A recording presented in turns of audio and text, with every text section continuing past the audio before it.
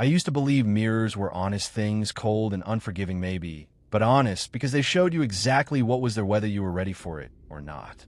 That belief is what broke me, because the morning everything started did not feel special, cursed, or different in any way that mattered. I woke up the same way I always did, to the sound of my alarm cutting through a half-remembered dream, the ceiling fan turning slowly above me like it had been doing for years, and the dull weight of another ordinary day pressing down on my chest.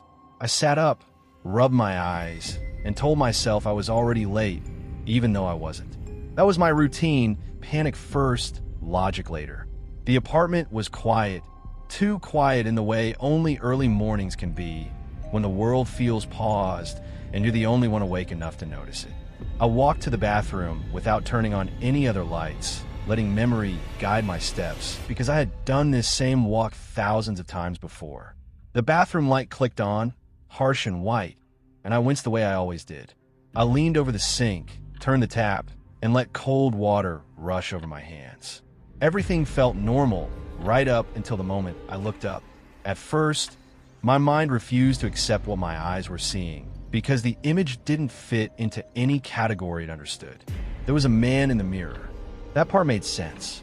What didn't make sense was the fact that the man wasn't me. The body was mine. I could see that immediately. The familiar slope of my shoulders, the same gray shirt clinging to my chest, the same narrow frame I had grown used to criticizing over the years. But the face sitting on that body was wrong. It wasn't twisted or monstrous or obviously unnatural. It was worse than that. It was believable. Sharper cheekbones than mine, eyes set a little too close together, lips that curved downward slightly, as if the man had spent most of his life disappointed by things he couldn't explain. His hair was darker than mine, thicker, styled in a way I had never worn, and his eyes were watching me with an intensity that made my stomach tighten. I stood there frozen, water dripping from my chin into the sink, my heart slowing down instead of speeding up, like it didn't know what to do with the fear yet. The man in the mirror didn't look surprised. He looked curious. I took a step back, my foot sliding slightly on the tile, and the reflection followed the movement perfectly, except for the face, which never changed into mine.